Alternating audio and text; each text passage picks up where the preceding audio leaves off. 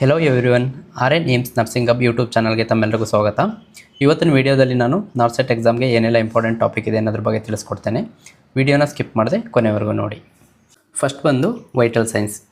Vital ಸೈನ್ಸಲ್ಲಿ ನಾವು temperature, pulse, respiration and BP ಬಗ್ಗೆ ನಾರ್ಮಲ್ ಮತ್ತು ಅಬ್ನಾರ್ಮಲ್ ನಮ್ಗೆ ಗೊತ್ತಿರಬೇಕು.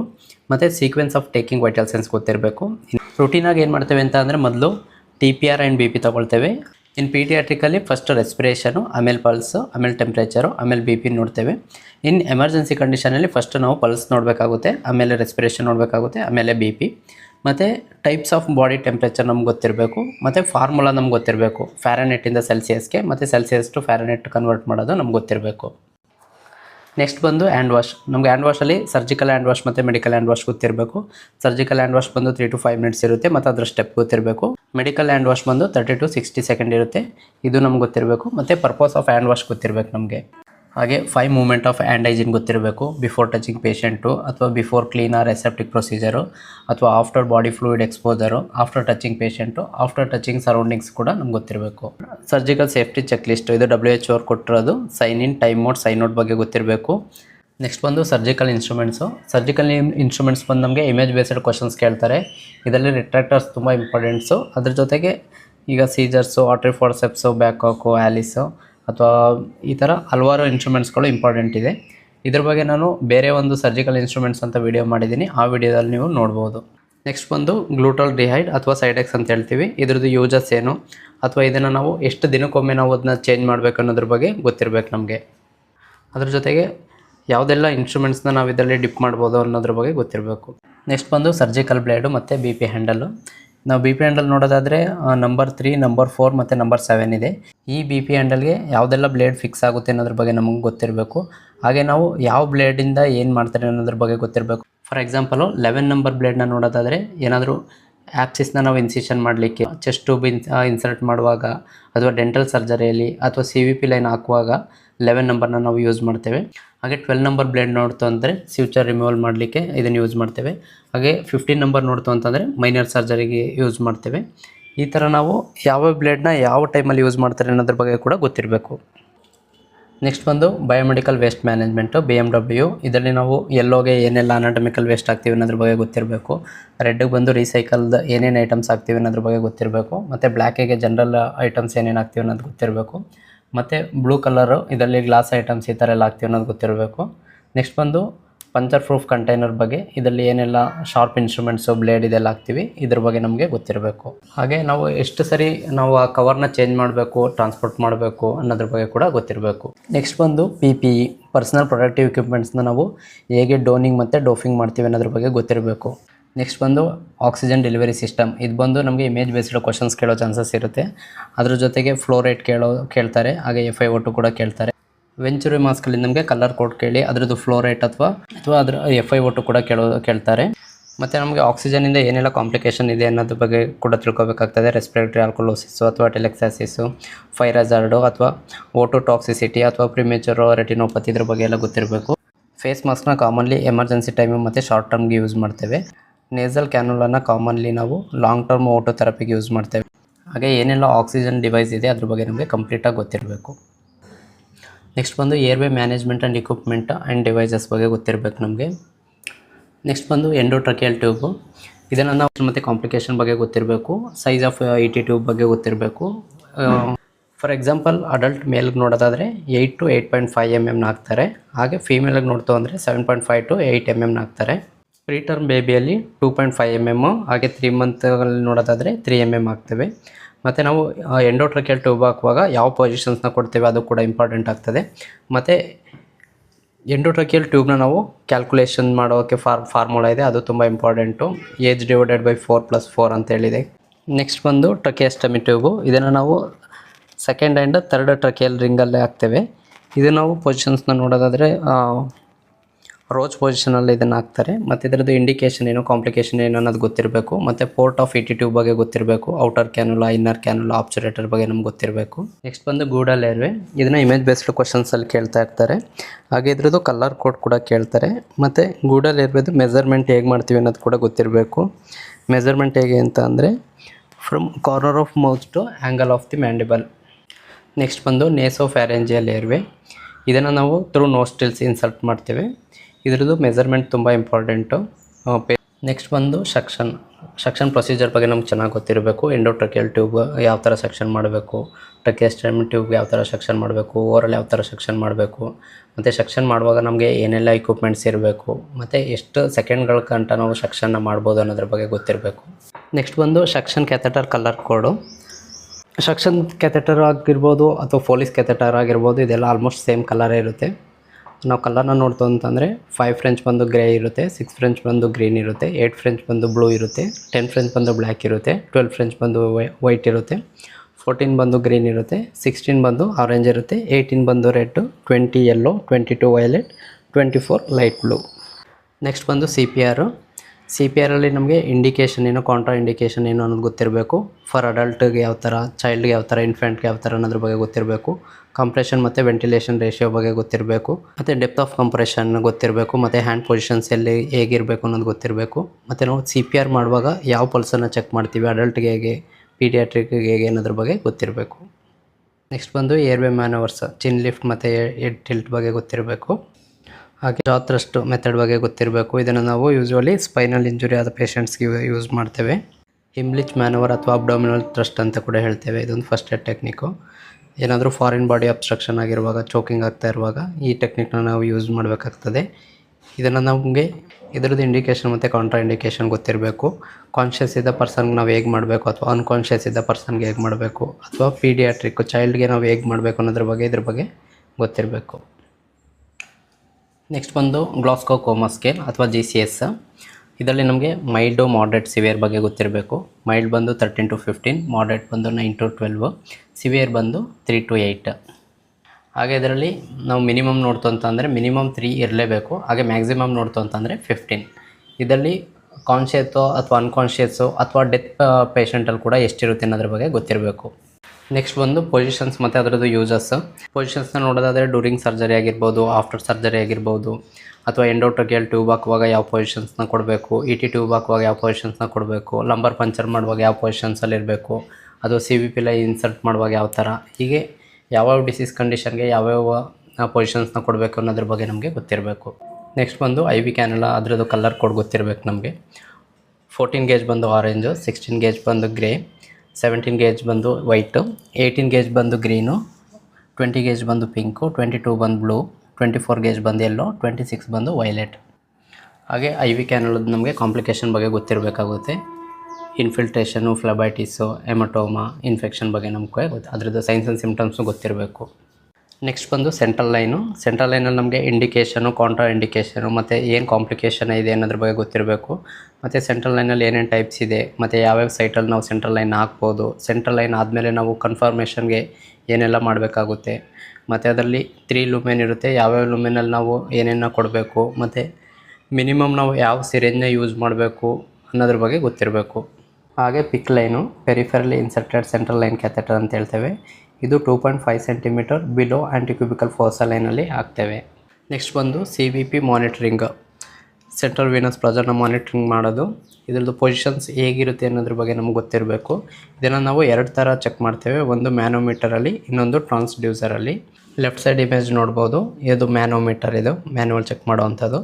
ರೈಟ್ ಸೈಡಲ್ಲಿ ನೋಡ್ಬೋದು, ಥ್ರೂ ಟ್ರಾನ್ಸ್ಡ್ಯೂಸರಿಂದ ಮಾನಿಟರ್ ಕನೆಕ್ಟ್ ಮಾಡಿದ್ದೀವಿ, ಮತ್ತು ಇದರಲ್ಲಿ ಪ್ರೆಷರ್ ಬ್ಯಾಗ್ ಕೂಡ ಇರುತ್ತೆ. ನೆಕ್ಸ್ಟ್ ಬಂದು TPN, ಟೋಟಲ್ ಪೇರೆಂಟಲ್ ನ್ಯೂಟ್ರಿಷನ್ನು.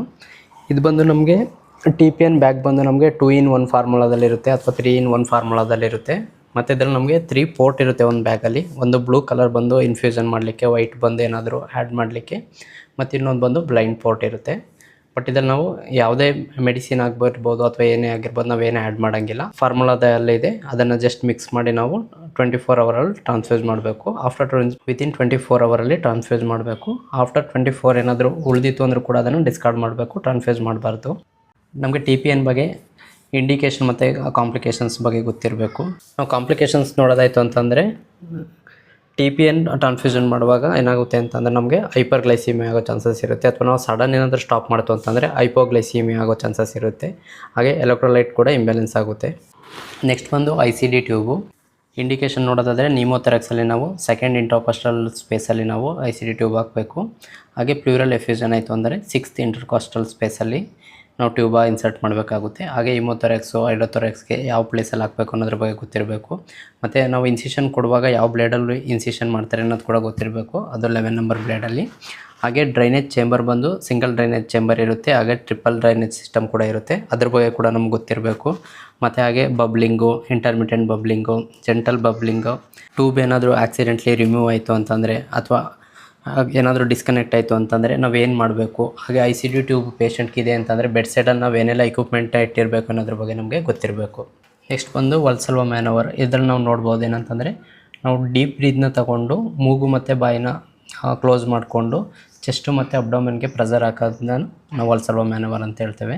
ನೆಕ್ಸ್ಟ್ ಬಂದು ಬರ್ನ್ಸ್. ಅಡಲ್ಟಲ್ಲಿ ಹೇಗಿರುತ್ತೆ ಮತ್ತು ಪೀಡಿಯಾಟ್ರಿಕಲ್ಲಿ ಎಷ್ಟು % ಆಗುತ್ತೆ ಅನ್ನೋದ್ರ ಬಗ್ಗೆ ಗೊತ್ತಿರಬೇಕು. ರೂಲ್ ಆಫ್ 9 ಬಗ್ಗೆ ಗೊತ್ತಿರಬೇಕು. ಹಾಗೆ ಫ್ಲೂಯಿಡ್ ಕ್ಯಾಲ್ಕುಲೇಷನ್ ಬಗ್ಗೆ ನಮ್ಗೆ ಗೊತ್ತಿರಬೇಕು. ಇದು ಕೂಡ ಸಮ್ಟೈಮ್ ಫ್ಲೂಯಿಡ್ ಕ್ಯಾಲ್ಕುಲೇಷನ್ ಕೇಳೋ ಚಾನ್ಸಸ್ ಇರುತ್ತೆ. ಸಮ್ಟೈಮ್ ಇಮೇಜ್ ಬೇಸ್ಡ್ ಕ್ವಶನ್ಸ್ ಕೂಡ ಕೇಳಿ ಇದರಲ್ಲಿ ಎಷ್ಟು % ಬರ್ನ್ ಆಗಿದೆ ಅಂತ ಕೂಡ ಕೇಳೋ ಚಾನ್ಸಸ್ ಇರುತ್ತೆ. ನೆಕ್ಸ್ಟ್ ಬಂದು ಪ್ರೆಸರ್ ಅಲ್ಸರು.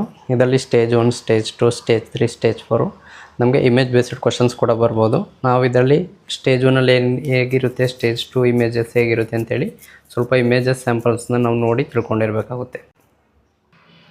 ನೆಕ್ಸ್ಟ್ ಬಂದು ಕ್ಯಾಥೆಟರು. ಫೋಲಿಸ್ ಕ್ಯಾಥೆಟರ್ ಆಗಿರ್ಬೋದು, ಅಥವಾ single lumen catheter, K19 catheter, indwelling catheter, triple lumen catheter, condom catheter, silicone catheter, suprapubic catheter, ಹೀಗೆ ಏನೆಲ್ಲ ಕ್ಯಾಥೆಟರ್ಸ್ ಇದೆ ಅದ್ರ ಸೈಜು ಮತ್ತು ಕಲರ್ ಕೋಡ್ ಎಲ್ಲ ಗೊತ್ತಿರಬೇಕು ನಮಗೆ.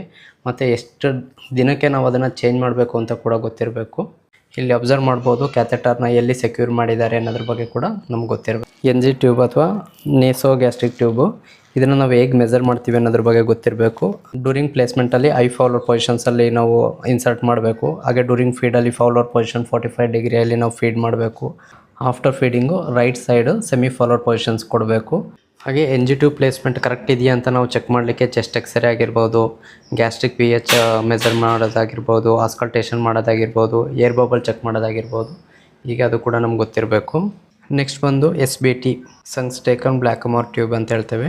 ಇದು ಬಂದು ನಮ್ಗೆ ಏನಾದರೂ GA ಬ್ಲೀಡಿಂಗ್ ಇತ್ತು ಅನ್ನುವಾಗ ಈ ಟ್ಯೂಬ್ ಹಾಕ್ತೇವೆ. ಇದರಲ್ಲಿ 3 ಲೂಮೆನ್ಸ್ ಇರ್ತದೆ.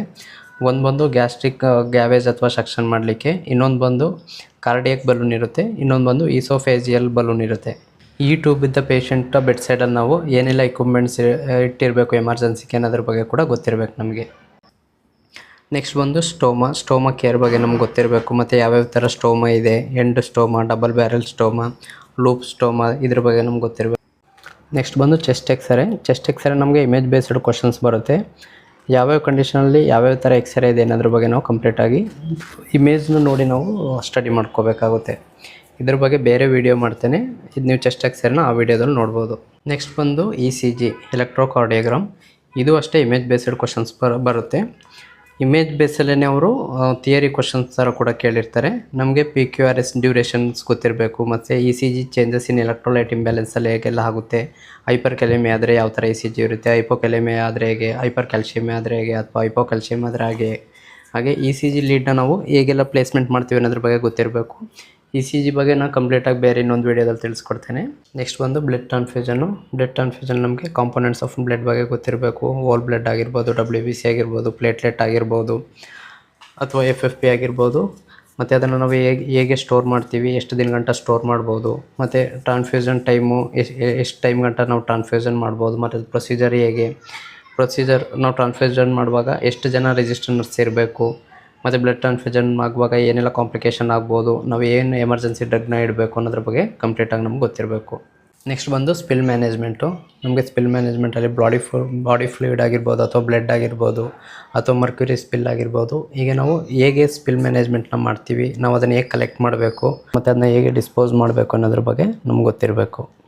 ನೆಕ್ಸ್ಟ್ ಬಂದು ನೀಡಲ್ ಸ್ಟಿಕ್ ಇಂಜುರಿ. ನಮಗೇನಾದರೂ ನೀಡಲ್ ಸ್ಟಿಕ್ ಇಂಜುರಿ ಆಯಿತು ಅಂತಂದರೆ ತಕ್ಷಣ ನಾವು ಏನು ಮಾಡಬೇಕು, ಯಾವ ಥರ ವಾಶ್ ಮಾಡಬೇಕು, ಸ್ಕ್ವೀಸ್ ಮಾಡಬೇಕಾ ಮಾಡಬಾರ್ದಾ, ಅಥವಾ ಇಮಿಡಿಯೇಟ್ಲಿ ನಾವು ಯಾರಿಗೆ ರಿಪೋರ್ಟ್ ಮಾಡಬೇಕು, ನೆಕ್ಸ್ಟ್ ನಾವು ಅದನ್ನು ಏನು ಟ್ರೀಟ್ಮೆಂಟ್ನ ತಗೊಳ್ಬೇಕು, ಎಷ್ಟು ದಿನ ಟ್ರೀಟ್ಮೆಂಟ್ ತಗೋಬೇಕು ಅನ್ನೋದ್ರ ಬಗ್ಗೆ ಕಂಪ್ಲೀಟಾಗಿ ನಮಗೆ ಗೊತ್ತಿರಬೇಕು. ನೆಕ್ಸ್ಟ್ ಬಂದು ಟ್ರಯಾಜ್ ಕ್ಯಾಟಗರಿ. ನಾವು ಪೇಷಂಟ್ನ ಯಾವ ಥರ ಕ್ಯಾಟಗರಿ ಮಾಡಬೇಕು ಅನ್ನೋದ್ರ ಬಗ್ಗೆ ನಮ್ಗೆ ಗೊತ್ತಿರಬೇಕು. ರೆಡ್ ಆಗಿರ್ಬೋದು, ಯೆಲ್ಲೋ, ಗ್ರೀನ್, ಬ್ಲೂ, ವೈಟ್ ಅಥವಾ ಬ್ಲ್ಯಾಕು. ಈ ಕಲರ್ ಬಗ್ಗೆ ನಾವು ಯಾವ ಪೇಷಂಟ್ನ ಯಾವ ಕಲರ್ಗೆ ನಾವು ತೊಗೊಳ್ಬೇಕು ಅನ್ನೋದ್ರ ಬಗ್ಗೆ ಕಂಪ್ಲೀಟಾಗಿ ಗೊತ್ತಿರಬೇಕು. ನೆಕ್ಸ್ಟ್ ಬಂದು ABG, atrial blood gas. ABG ಬಗ್ಗೆ ನಮಗೆ ಕಂಪ್ಲೀಟಾಗಿ ಗೊತ್ತಿರಬೇಕು. ಕಂಪನ್ಸೆಂಟು, ಅನ್ಕಂಪನ್ಸೆಂಟು, ಅಥವಾ ಪಾರ್ಷಿಯಲಿ ಕಂಪನ್ಸೆಂಟೆಡು.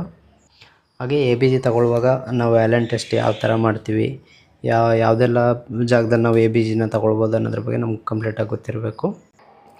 ನೆಕ್ಸ್ಟ್ ಬಂದು ಫ್ಲೂಯಿಡ್ ಆ್ಯಂಡ್ ಎಲೆಕ್ಟ್ರೋಲೈಟ್ ಇಂಬ್ಯಾಲೆನ್ಸ್ ಬಗ್ಗೆ. ಕ್ಯಾಲ್ಶಿಯಮ್ ಆಗಿರ್ಬೋದು, ಪೊಟ್ಯಾಷಿಯಮ್ ಆಗಿರ್ಬೋದು, ಮೆಗ್ನೀಷಿಯಮ್ ಆಗಿರ್ಬೋದು, ಸೋಡಿಯಂ ಆಗಿರ್ಬೋದು, ಜಾಸ್ತಿ ಆದಾಗ ಏನಾಗುತ್ತೆ, ಕಡಿಮೆ ಆದಾಗ ಏನಾಗುತ್ತೆ. ನೆಕ್ಸ್ಟ್ ಬಂದು ಲ್ಯಾಬ್ ವ್ಯಾಲ್ಯೂಸ್ ನಮಗೆ ಕಂಪ್ಲೀಟಾಗಿ ಗೊತ್ತಿರಬೇಕು. ಅಡಲ್ಟಲ್ಲಿ ಏನೆಲ್ಲ ಲ್ಯಾಬ್ ವ್ಯಾಲ್ಯೂಸ್ ಇರುತ್ತೆ ಅಥವಾ ಪೀಡಿಯಾಟ್ರಿಕಲ್ಲಿ ಏನೆಲ್ಲ ಲ್ಯಾಬ್ ವ್ಯಾಲ್ಯೂ ಇರುತ್ತೆ ಅನ್ನೋದು ನಮ್ಗೆ ಕಂಪ್ಲೀಟಾಗಿ ಗೊತ್ತಿರಬೇಕು. ನೆಕ್ಸ್ಟ್ ಬಂದು ಫ್ಲೂಯಿಡ್ ಕ್ಯಾಲ್ಕುಲೇಷನು, ಹಾಗೆ ಡ್ರಗ್ ಡೋಸೇಜ್ ಕ್ಯಾಲ್ಕುಲೇಷನ್ನು, ಇದ್ರ ಬಗ್ಗೆ ನಮಗೆ ಕಂಪ್ಲೀಟಾಗಿ ಗೊತ್ತಿರಬೇಕು. ನೆಕ್ಸ್ಟ್ ಬಂದು type of anaesthesia, general anaesthesia ಆಗಿರ್ಬೋದು, ಸೆಡೇಷನ್ನು, ರೀಜನಲ್ ಅನಸ್ತೇಷಿಯಾ ಆಗಿರ್ಬೋದು, ಲೋಕಲ್ ಅನಸ್ತೇಷಿಯಾ ಆಗಿರ್ಬೋದು, ಇದ್ರ ಬಗ್ಗೆ ಎಲ್ಲ ನಮಗೆ ಚೆನ್ನಾಗಿ ಗೊತ್ತಿರಬೇಕು. ಹಾಗೆ ಅನಸ್ತೇಷಿಯಾಕ್ಕೆ ನಾವು ಯಾವುದೆಲ್ಲ ಗ್ಯಾಸಸ್ನ ಯೂಸ್ ಮಾಡ್ತಾರೆ, ಯಾವ ಕಲರಲ್ಲಿ ಯಾವ ಗ್ಯಾಸಸ್ ಇರುತ್ತೆ ಅನ್ನೋದು ಗೊತ್ತಿರಬೇಕು. ಎಕ್ಸಾಂಪಲ್ ನೋಡ್ಬೋದು, ಇಲ್ಲಿ ರೆಡ್ ಕಲರಲ್ಲಿ ಎಲೋಥೇನ್ ಇರುತ್ತೆ, ಪರ್ಪಲಲ್ಲಿ ಐಸೋಫ್ಲೋರೈಡ್ ಇರುತ್ತೆ, ಆರೆಂಜಲ್ಲಿ ಎನ್ಫ್ಲೋರಿನ್, ಹಾಗೆ ಯೆಲ್ಲೋದಲ್ಲಿ ಸೇವೋಫ್ಲೋರಿನ್, ಬ್ಲೂ ಅಲ್ಲಿ ಟೆಸ್ಫ್ಲೋರಿನ್. ಹಾಗೆ ಆಕ್ಸಿಜನ್ ಸಿಲಿಂಡ್ರು ಮತ್ತು ವಾಲಲ್ಲಿ ಏನು ಪೈಪ್ಲೈನ್ ಇರುತ್ತೆ, ಯಾವ ಪೈಪ್ಲೈನ್ ಯಾವ ಕಲರ್ ಕೋಡ್ ಕೊಟ್ಟಿರ್ತಾರೆ ಅನ್ನೋದ್ರ ಬಗ್ಗೆ ಕೂಡ ತಿಳ್ಕೊಂಡಿರ್ಬೇಕು ನಾವು. ನೆಕ್ಸ್ಟ್ ಬಂದು ವೆಂಟಿಲೇಟರ್ ಮೋಡ್ ಬಗ್ಗೆ ತಿಳ್ಕೊಬೇಕಾಗುತ್ತೆ. ಹಾಗೆ ನಾವು ಸಿಪಾಪ್ ಬೈಪಾಪ್ ಬಗ್ಗೆ ಕೂಡ ತಿಳ್ಕೊಬೇಕಾಗುತ್ತೆ. ಇದು ಇಮೇಜ್ ಬೇಸ್ಡ್ ಕ್ವಶನ್ ಕೂಡ ಬರುತ್ತೆ. ಸಮ್ಟೈಮ್ ಅವರು ಕೆಲವು ವ್ಯಾಲ್ಯೂ ಕೊಟ್ಬಿಟ್ಟು ಈ ಪೇಷಂಟ್ ಯಾವ ಮೂಡಲ್ಲಿದೆ ಅಥವಾ ಈ ಪೇಷಂಟ್ಗೆ ನಾವು ಯಾವ ಮೂಡನ್ನ ನಾವು ಹಾಕ್ಬೋದು ಅನ್ನೋದ್ರ ಬಗ್ಗೆ ಕೂಡ ಕ್ವಶನ್ಸ್ನ ಕೇಳ್ತಾರೆ. ನೆಕ್ಸ್ಟ್ ಬಂದು ಲಂಬರ್ ಪಂಚರ್ ಪ್ರೊಸೀಜರ್ ಬಗ್ಗೆ ಗೊತ್ತಿರಬೇಕು ನಮಗೆ. ಡ್ಯೂರಿಂಗ್ ನಾವು ಪೇಷಂಟ್ಗೆ ಯಾವ ಪೊಸಿಷನ್ಸ್ ಕೊಡಬೇಕು, ಆಫ್ಟರ್ ಲಂಬರ್ ಪಂಚರ್ ನಾವು ಪೇಷಂಟ್ಗೆ ಯಾವ ಪೊಸಿಷನ್ಸ್ ಕೊಡಬೇಕು ಅನ್ನೋದ್ರ ಬಗ್ಗೆ ಕಂಪ್ಲೀಟಾಗಿ ನಮ್ಗೆ ಗೊತ್ತಿರಬೇಕು. ನೆಕ್ಸ್ಟ್ ಬಂದು ಪ್ರೀ ಆಪರೇಟಿವ್ ಮತ್ತು ಪೋಸ್ಟ್ ಆಪರೇಟಿವ್ ಮ್ಯಾನೇಜ್ಮೆಂಟ್ ಬಗ್ಗೆ ನಾವು ಕಂಪ್ಲೀಟಾಗಿ ತಿಳ್ಕೊಂಡಿರಬೇಕಾಗುತ್ತೆ ಯಾವ್ಯಾವ. ನೆಕ್ಸ್ಟ್ ಬಂದು ಬ್ಯಾಂಡೇಜ್ ಮತ್ತು ಅದರ ಟೈಪ್ಸ್ ಬಗ್ಗೆ ನಮ್ಗೆ ಗೊತ್ತಿರಬೇಕು. ಇದು ಇಮೇಜ್ ಬೇಸ್ಡ್ ಕ್ವಶನ್ಸಲ್ಲಿ ಕೂಡ ಬರುತ್ತೆ ಇದು. ನೆಕ್ಸ್ಟ್ ಬಂದು ಕಂಪಾರ್ಟ್ಮೆಂಟ್ ಸಿಂಡ್ರೋಮ್, ಇದರದ್ದು ಸೈನ್ಸ್ ಆ್ಯಂಡ್ ಸಿಮ್ಟಮ್ಸು, ಇದು ತುಂಬ important. Sometime image based questions ಕೂಡ ಕೇಳ್ತಾರೆ, ಅಥವಾ ಸಮ್ಟೈಮ್ ಸೈನ್ಸ್ ಆ್ಯಂಡ್ ಸಿಮ್ಟಮ್ಸ್ನ ಕೇಳಿ ಇದು ಯಾವ ಸಿಂಡ್ರೋಮ್ ಅಂತ ಕೂಡ ಕೇಳ್ತಾರೆ. ನೆಕ್ಸ್ಟ್ ಬಂದು ಎವಿಸರೇಷನ್ ಮತ್ತು ಡಿಸೆನ್ಸ್ ಬಗ್ಗೆ ಕೇಳ್ತಾರೆ. ಇದು ಇಮೇಜ್ ಬೇಸ್ಡ್ ಕ್ವಶನ್ಸಲ್ಲಿ ಕೂಡ ಬರುತ್ತೆ, ಅಥವಾ ಸಮ್ಟೈಮ್ ಅವರು ಜಸ್ಟ್ ಕ್ವಶನ್ಸ್ ಕೇಳಿ ಇದು ಎವಿಸರೇಷನ್ ಅಥವಾ ಡಿಸೆನ್ಸ್ ಯಾವುದು ಅಂತ ಹೇಳಿ ಕೂಡ ಕೇಳೋ ಚಾನ್ಸಸ್ ಇರುತ್ತೆ. ನೆಕ್ಸ್ಟ್ ಬಂದು ಕ್ರಚ್ ವಾಕಿಂಗ್ ಕೂಡ ಕೇಳ್ತಾರೆ. ಸ್ಟೆಪ್ ಇಳಿಯುವಾಗ ಯಾವ ಕಾಲನ್ನ ಫಸ್ಟ್ ಇಡಬೇಕು, ಅಥವಾ ಸ್ಟೆಪ್ ಮೇಲೆ ಅಥವಾ ಯಾವ ಕಾಲನ್ನ ಮೇಲೆ ಇಡಬೇಕು, ಅಥವಾ ನಾರ್ಮಲಾಗಿ ನಡ್ಕೊಂಡು ಹೋಗುವಾಗ ನಾವು ಯಾವ ಥರ ನಡ್ಕೊಂಡು ಹೋಗ್ಬೇಕು ಅನ್ನೋದ್ರ ಬಗ್ಗೆ ಕೂಡ ಅವರು ಸೆನ್ಯೂರಿಯನ್ನ ಕೇಳ್ತಾರೆ. ಅದಕ್ಕೂ ಕೂಡ ನಾವು ತಿಳ್ಕೊಂಡಿರಬೇಕು. ಇದು ಅಟ್ರೋಪಿನ್. ಎರಡನೇದಾಗಿ ಅಡೆನೋಸಿನ್. ನೆಕ್ಸ್ಟ್ ಬಂದು ಅಡ್ರಿನಾಲಿನ್.